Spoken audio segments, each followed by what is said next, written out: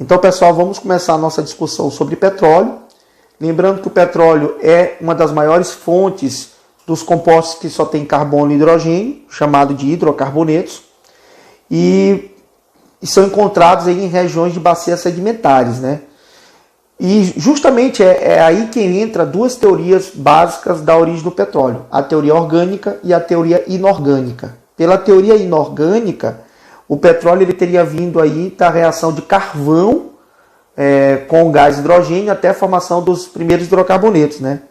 Mas sabe-se que são duas teorias, a teoria orgânica, que a gente vai discutir agora, e a inorgânica. Na teoria orgânica, os animais aí na época da pré-história se decompuseram e esse composto orgânico em altas pressões e temperaturas se transforma no petróleo. Então, pessoal, o petróleo, né, ele é uma mistura de hidrocarbonetos, é muito complexa, devido a você ter hidrocarbonetos que vão desde 1 carbono até 30, 40, 50 carbonos. E por isso, assim, a composição do petróleo ela pode ser diferenciada de cada país. Tem país que o petróleo ele tem mais alcanos, tem país que o petróleo tem mais ciclanos.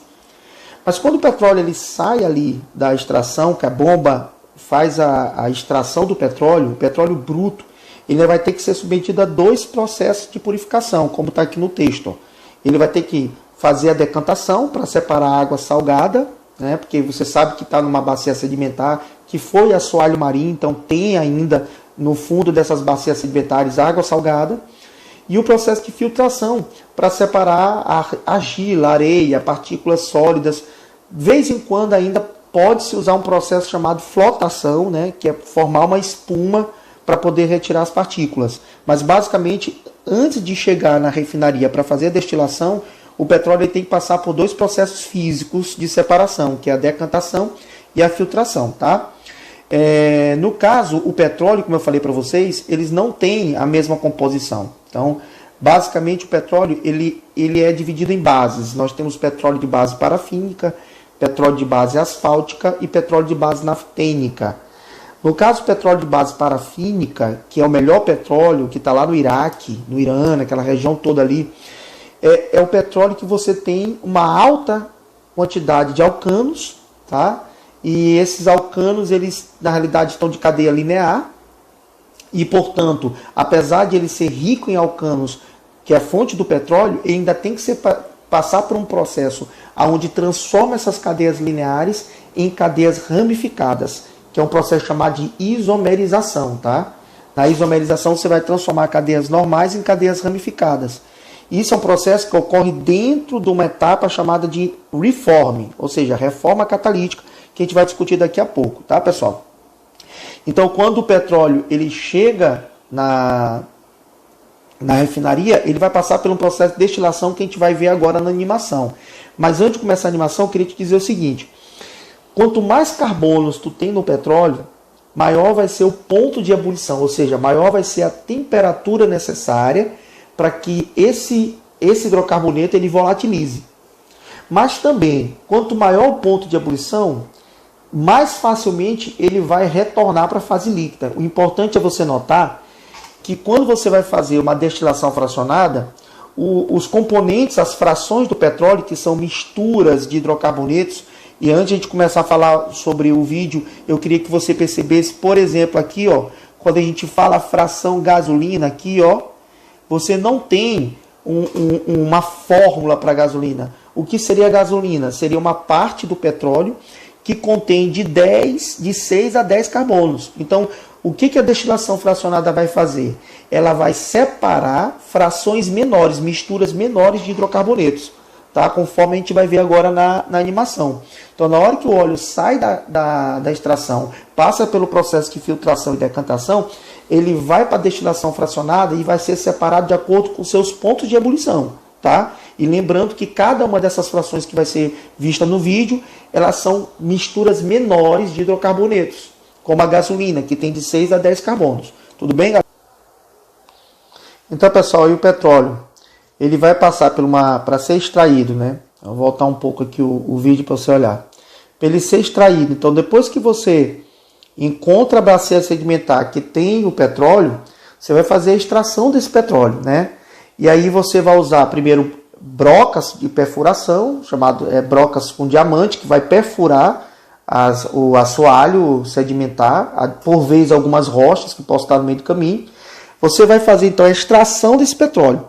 Porém, quando chegar a um determinado nível, o petróleo ele não tem como sair mais sozinho. Então o que acontece? Esse bombeamento é feito de maneira hidráulica, é injetado no bolsão de petróleo água, e à medida que você injeta água, você aumenta a pressão e faz com que o petróleo ele consiga ser bombeado, né? Então, por isso, as brocas, ao perfurar, passa por um processo depois de bombeamento com bombas hidráulicas. Esse petróleo, então, depois de ser bombeado, ele vai ser levado por oleodutos e vai para a refinaria. E o que acontece quando chega na refinaria? Primeiro, ele vai passar por um processo de destilação, né? Nesse processo de destilação, gente, o que vai acontecer? O petróleo ele vai ser aquecido, como nós vimos ali no desenho anterior. Todo o petróleo vai virar vapor. Então esse vapor de hidrocarboneto ele vai subir uma coluna, uma torre, e essa torre ela contém várias plataformas que cada vez que esse vapor vai subindo, vai ficando cada vez mais frio. A temperatura vai diminuindo. Então qual é a lógica? Os hidrocarbonetos que forem mais pesados, que tiver maior massa molar, eles vão conseguir liquefazer e sair na parte mais baixa da torre. Então espera-se que os hidrocarbonetos mais pesados, que nas condições ambientais sejam sólidos, eles saiam no pé da torre. E os hidrocarbonetos que são mais voláteis, mais líquidos, que tendem a formar líquidos ou que formem gases, eles vão sair na parte superior da torre. Então a lógica seria mais ou menos essa. O vapor, que ele vai subindo, lá em cima vai sair os hidrocarbonetos mais leves. Então a gente vai ter hidrocarbonetos gasosos saindo em cima, líquidos no meio e sólidos embaixo. Perceba que a gasolina é um dos líquidos mais voláteis que compõem as frações do petróleo. Então, abaixo da gasolina você vai ter o que? O nafta, que geralmente são formados por compostos aromáticos voláteis, né? Mas a gente quase não vê nas provas de vestibular falando de nafta, né? Só lembrando que o nafta é uma fração leve junto com a gasolina, mas que contém muitos anéis aromáticos, tá, gente? No nafta. Mas abaixo da gasolina, o que geralmente os vestibulares cobram, é que vem o querosene. Então, quer dizer, você tem aí gasolina saindo acima da torre, querosene saindo mais abaixo. Veja que está ficando cada vez mais viscoso o combustível. Abaixo do querosene você vai ter o diesel. Veja que está ficando cada vez mais viscoso, né? Então, o diesel já é um óleo mais pesado. Abaixo do diesel você teria os óleos combustíveis, óleos lubrificantes, né? E abaixo desses óleos pesados, que são os óleos lubrificantes, óleo combustível para barco, você tem os resíduos, as frações que nas condições ambientais vão ser sólidos. Esses resíduos entram quem? Asfalto, piche, parafina. Então olha a ideia. Em cima, lá no topo da torre, você vai ter a saída de gases. E um dos gases que mais obtido a partir da destilação do petróleo é o GLP, o gás liquefeito de petróleo. Ou seja, é uma mistura de dois gases, com 3 carbonos e 4 carbonos, propano e butano. Só lembrando, tá, gente, que nas condições ambientais os hidrocarbonetos são gases de 1 até 4 carbonos. São líquidos de 5 a 10 carbonos. E são sólidos acima de 10. No petróleo eles estão líquidos porque eles estão dissolvidos, todos eles dissolvidos nos líquidos que estão em maior quantidade. Mas à medida que eles vão saindo das torres, nas condições ambientais, eles voltam para a sua fase de agregação de acordo com a sua escala de carbono. Então ele volta, por exemplo, quem tem 10 carbonos vira sólido, quem tem 5 carbonos fica líquido, quem tem 1 carbono, 2 carbonos vai ficar gasoso, tá certo, gente? Bom, vamos voltar aqui à parte do vídeo, onde a gente estava. Então aqui, nós estamos no processo de destilação, né? Continuando aí a nossa animação.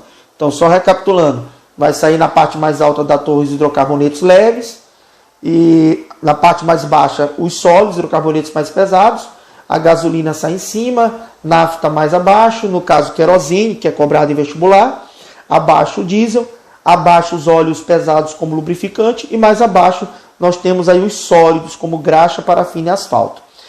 Ora, mas nós sabemos que a quantidade de gasolina que tem no petróleo, gente, é muito baixa. Não chega a dar 7%. Então imagina que você extrai petróleo para obter o quê? Gasolina. Nós extraímos petróleo para obtenção de gasolina. de querosene, de diesel. Então, seria um desperdício muito grande você ter uma extração de 1 tonelada de petróleo e só 7% ser gasolina. Então, o que a indústria faz? Depois de passar por esses processos físicos, por que processos físicos? Porque são apenas separações de misturas. Na refinaria você tem um processo químico que vai aumentar o rendimento da gasolina, ou seja, um processo onde eu vou ter um craqueamento, onde eu vou pegar a parte mais pesada como o diesel, como o querosene, e vou craquear para poder ter gasolina. Então o processo de craqueamento é um processo que vai aumentar o rendimento da gasolina, porque eu vou pegar a parte mais pesada, o óleo mais pesado, como o diesel, e a partir de catalisadores e aquecimento, eu vou quebrar por calor uma pirólise, eu vou quebrar as cadeias, e essas cadeias quebradas vão se tornar cadeias mais leves, ou seja, dentro da fração da gasolina. Então, o processo de craqueamento é um processo químico que tem como função aumentar o rendimento das frações mais leves, como a gasolina, tá, gente? Então, isso sempre é questão de prova, a questão do craqueamento. Então, o craqueamento não é um processo físico, é um processo químico que tem como função aumentar o rendimento da gasolina. Mas a gasolina, mesmo depois de ser craqueada, às vezes ela não tem uma qualidade boa. A qualidade da gasolina, ela está relacionada basicamente a quanto essa gasolina, quanto esse combustível vai conseguir ser comprimido dentro de um pistão, lá no motor do carro, que a gente vai já discutir, o chamado motor de 4 tempos. Gasolinas que têm cadeias mais lineares, elas são gasolinas que têm baixa taxa de compressão, o que nós chamamos de baixa octanagem, que eu vou explicar mais na frente. Então, para que essa gasolina ela seja melhor, é necessário haver um processo chamado de reforma catalítica.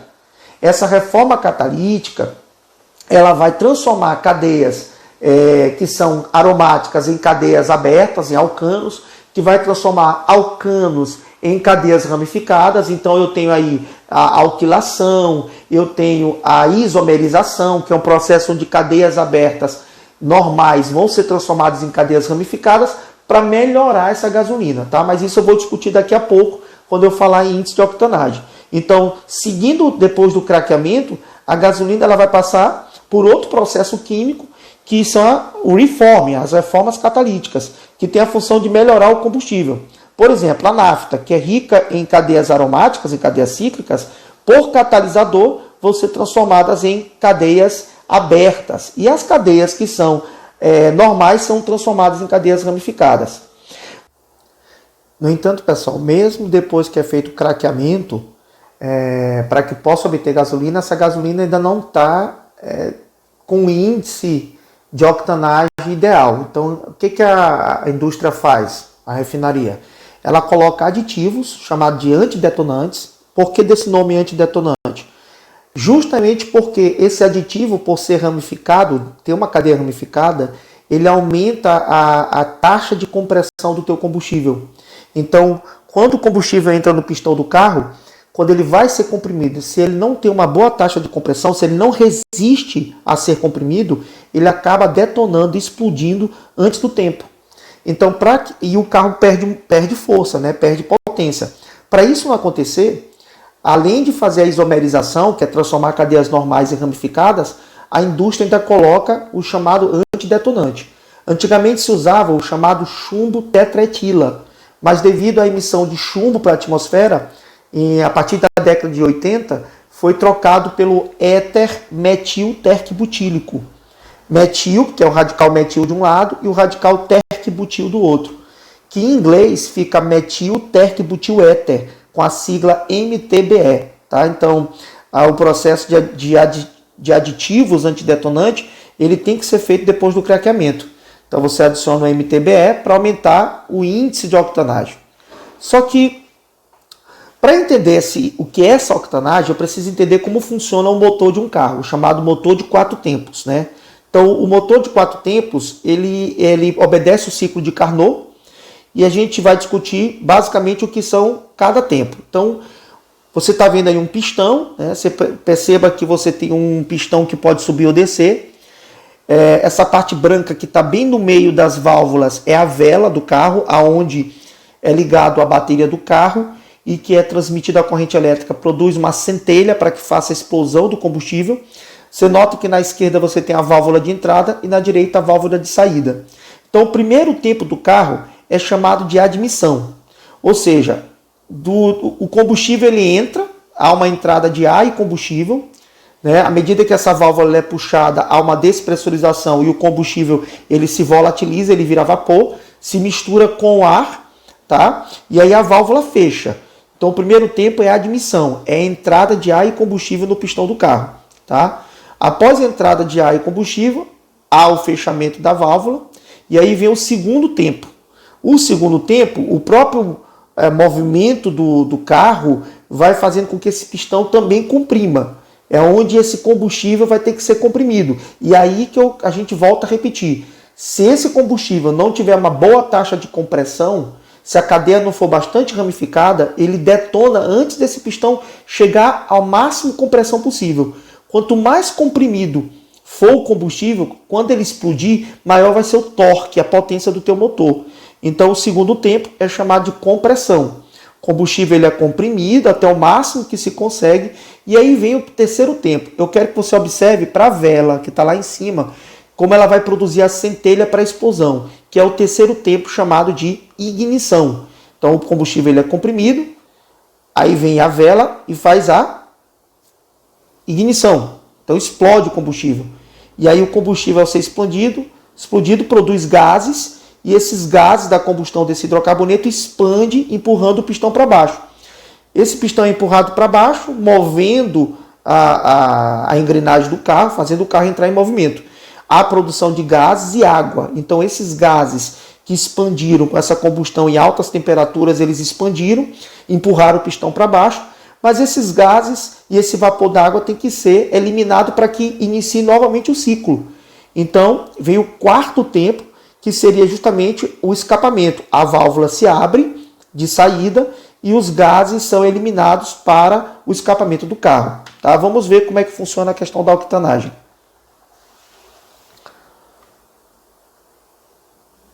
Então, pessoal, a resistência à compressão é o que nós chamamos de índice de octanagem.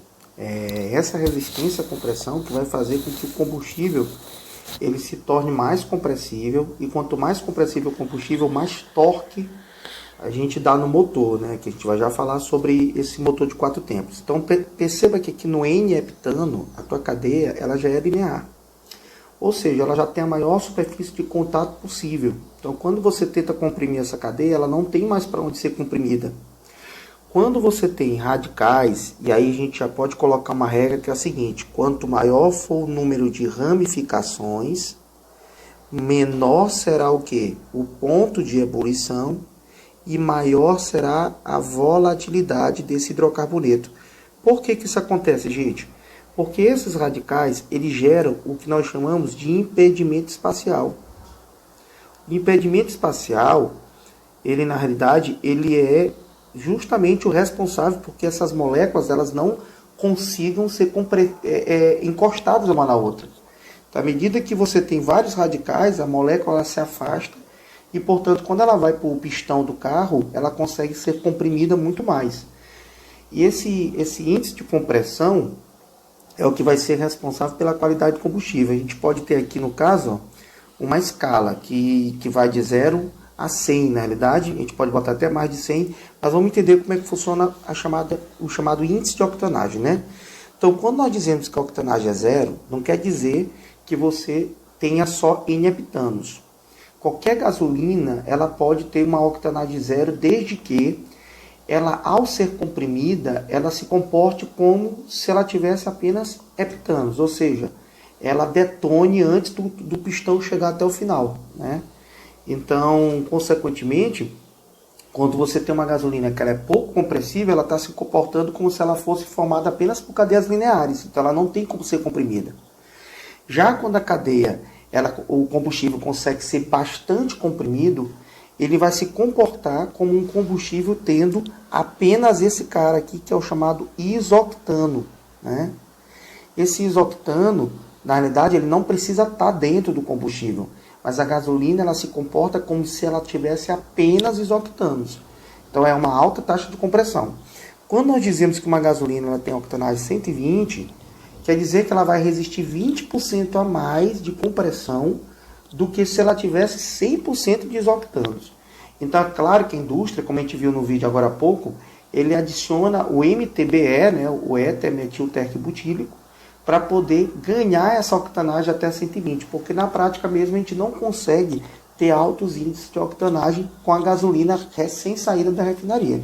É necessário realmente se colocar aí esse antidetonante para que você consiga ter uma octanagem até 120, tá, pessoal?